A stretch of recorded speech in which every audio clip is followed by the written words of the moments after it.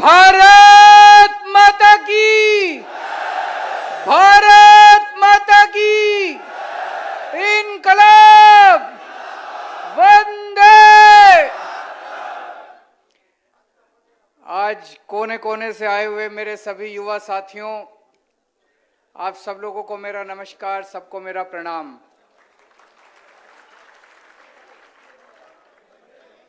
मुझे लग रहा है आप लोगों की जितनी ऊर्जा देखी अभी मैंने, जितनी एनर्जी देखी, ये इसमें से कुछ टीवी वाले तो चला रहे होंगे, वो देख रहे होंगे वहां पे बैठ के।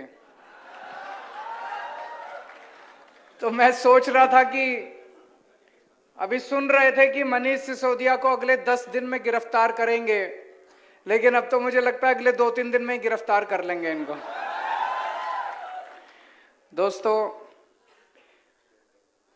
आज महाराजा कृष्ण कुमार सिंह जी के धरती पे आके बहुत अच्छा लग रहा है।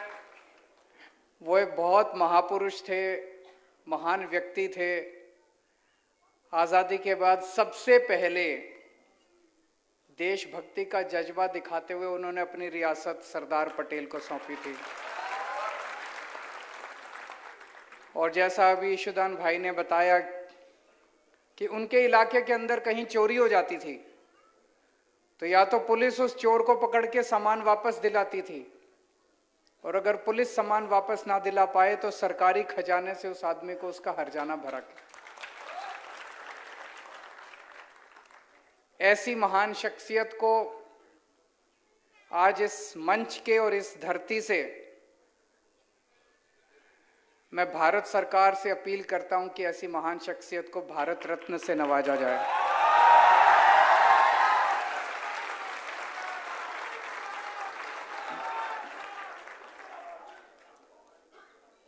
आप सबको मंजूर है?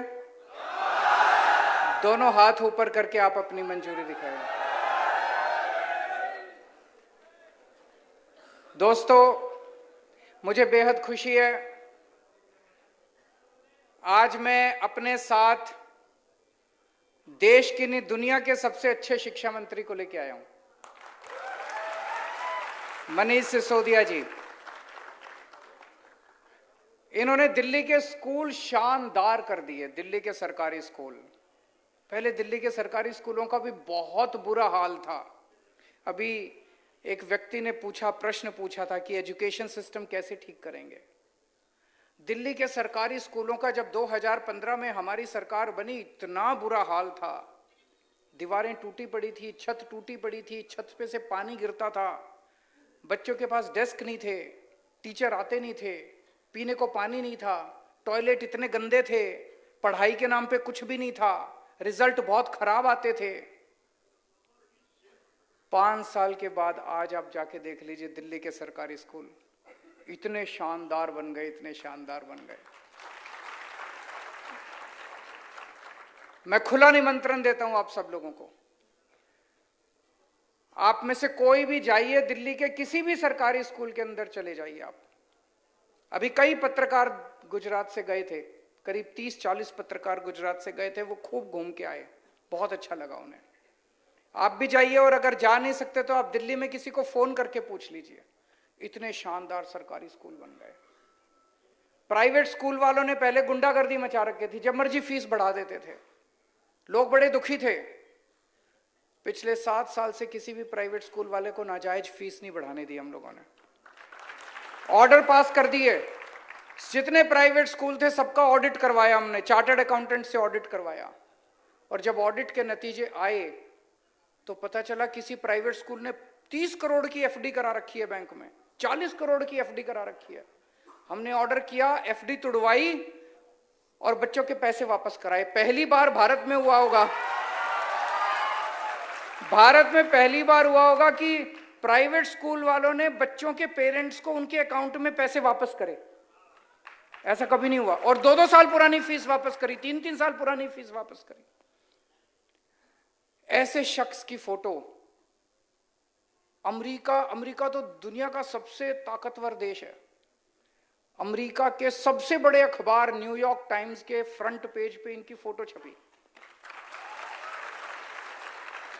दिल्ली के सरकारी स्कूल के बच्चों की फोटो छपी न्यूयॉर्क टाइम्स में फ्रंट पेज पे, दिल्ली के सरकारी, इनकी मनीष सिसोदिया की फोटो छपी।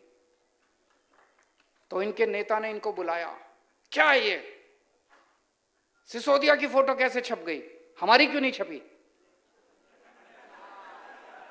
तो उन्होंने कहा सर इन्होंने पैसे खिलाए थे उनको।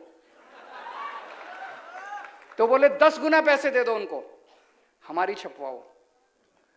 तो उन्होंने न्यूयॉर्क टाइम्स को फोन किया, बोले $1 मिलियन देंगे, हमारे नेता की फोटो छापो। बोले नहीं छापेंगे।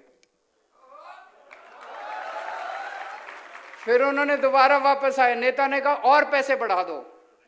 उन्होंने कहा 100 करोड़ रुपया देंगे, हमारे नेता की फोटो छापो। न्यूयॉर्क टाइम्स वालों ने कहा ये तुम्हारे वाला मीडिया नहीं है,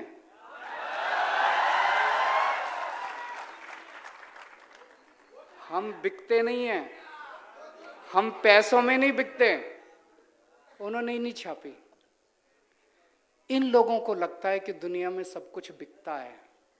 दुनिया में सब कुछ बिकता नहीं है, बहुत सारी चीजें ईमानदारी से भी चलती हैं। आज मनीष सिसोदिया की और दिल्ली के सरकारी स्कूलों के बच्चों की जो न्यूयॉर्क टाइम्स के फ्रंट पेज पे फोटो छपी है, उसके लिए इन्होंने चप्पलें घिसी हैं अपनी। रोज सवेरे 6 बजे उठ के, पिछले 7 साल से मैं जानता हूं मनीष सिसोदिया रोज सवेरे 6 बजे उठ के सरकारी स्कूलों का दौरा करने निकलते हैं। मैं आपसे पूछना चाहता हूं, 75 साल के भारत के, आजाद भारत के इतिहास में एक भी शिक्षा मंत्री बता दो जो रोज सवेरे 7 बजे उठ के 6 बजे उठ के सरकारी स्कूलों का दौरा करने निकलता है।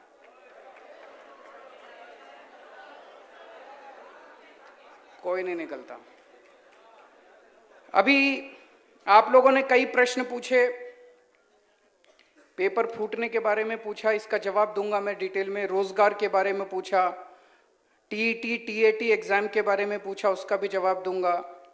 अभी एक हैंडीकैप भाई ने पूछा क्लरिकल स्टाफ में क्यों नहीं हो सकता। बिल्कुल हो सकता है, हमारी सरकार बनेगी, हम रूल बदलेंगे।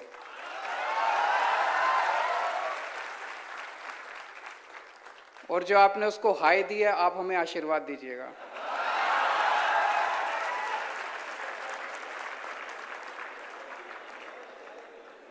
जीआईएसएफ के इतने सारे साथी आए हुए हैं, आप लोग जनता की बहुत सेवा करते हैं। मैं आपकी बात से सहमत हूं। 11,000 रुपए में आज किसका गुजारा चलता है, और वो भी 25 साल की नौकरी करने के बाद। आप हमारी सरकार बनाइए, 1 महीने के अंदर आपको आपका हक दिलवाया जाएगा, आपको न्याय दिलवाया जाएगा, आपको पूरी तनख्वाह दिलवाई जाएगी। हमारे पत्रकार भाइयों ने अभी अपने मुद्दे उठाए। मुझे सबसे इंटरेस्टिंग आपकी बात यह लगी कि चर्चा के लिए भी नहीं बुलाते। इनको अहंकार हो गया है, इनको गरूर हो गया है। 27 साल की सत्ता में रहने के बाद इनको लगता है, हम कई बार गुजरात में जब आते हैं तो यहाँ के नेताओं से बात करते हैं, बीजेपी वालों से, हमने कहा कुछ करते क्यों नहीं हो? कहते हैं जरूरत क्या है, क्यों करें, ऐसे ही वोट मिल रहे हैं, कहां जाएंगे लोग? बोले कांग्रेस को देंगे तो कांग्रेस वाले हमारे में आ जाएंगे। पहली बार इनकी नानी याद आ रही है, आम आदमी पार्टी आ गई है।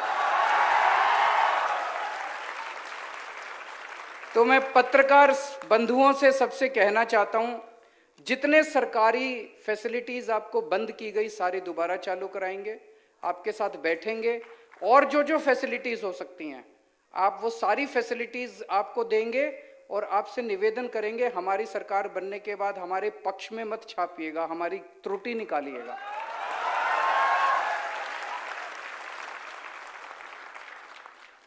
अब सीधा मुद्दे पे आता हूं, मैं पॉलिटिकल बात नहीं करूंगा। 2018 में तलाटी का पेपर हुआ, 1800 पोस्ट थी, 32 लाख लोगों ने अप्लाई किया। आज तक वो पेपर नहीं करा इन लोगों ने, पेपर कराया ही नहीं इन लोगों ने। अभी 2022 में दोबारा एप्लीकेशन फॉर्म मंगाए, लेकिन इन्होंने पेपर नहीं कराया। जो सरकार 5 साल में पेपर नहीं करा सकती, वो सरकार कैसे चलाएंगे? उनसे सरकार उसके बस की बात नहीं है।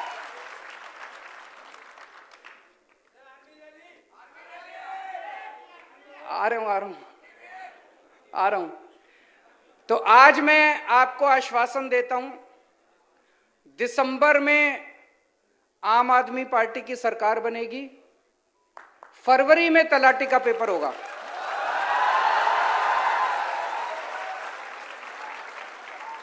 फरवरी में तलाटी का पेपर होगा, अप्रैल तक नतीजे आ जाएंगे और अप्रैल के महीने में जो जो सफल कैंडिडेट होंगे उनकी पोस्टिंग हो जाएगी।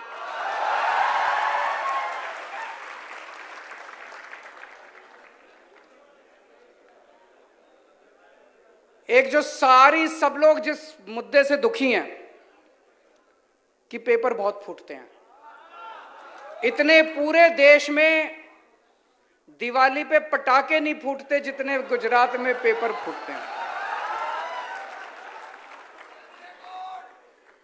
मैं अभी लिस्ट पढ़ रहा था, 2014 में चीफ ऑफिसर का पेपर फूटा, 2015 में तलाटी का पेपर फूटा, 2016 में जिला पंचायत तलाटी का पेपर फूटा, 2017 में 12वीं का बायोलॉजी का पेपर फूटा, 2017 में जीटीयू का सिविल इंजीनियरिंग का पेपर फूटा, 2018 में टेट का पेपर फूटा, 2018 में मुख्य सेवी का पेपर फूटा, 2018 में नायब चिटनीस का पेपर फूटा, 2018 में लोक रक्षक का पेपर फूटा, 2018 में बिन सचिवालय क्लर्क का पेपर फूटा, 2018 में बीएड का पेपर फूटा, 2021 में हेड क्लर्क का पेपर फूटा, 2021 में सौराष्ट्र यूनिवर्सिटी इकोनॉमिक्स का पेपर फूटा, 2022 में वन रक्षक का पेपर फूटा, 2022 में पीजीवीसीएल जूनियर असिस्टेंट का पेपर फूटा, 2022 में 7वीं क्लास का पेपर फूटा, साउथ गुजरात यूनिवर्सिटी पेपर फूटा, 2022 में 10वीं का हिंदी का पेपर फूटा।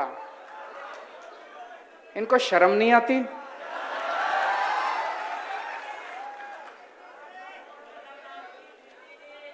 इनसे पेपर नहीं होते, ये सरकार कैसे चलाएंगे?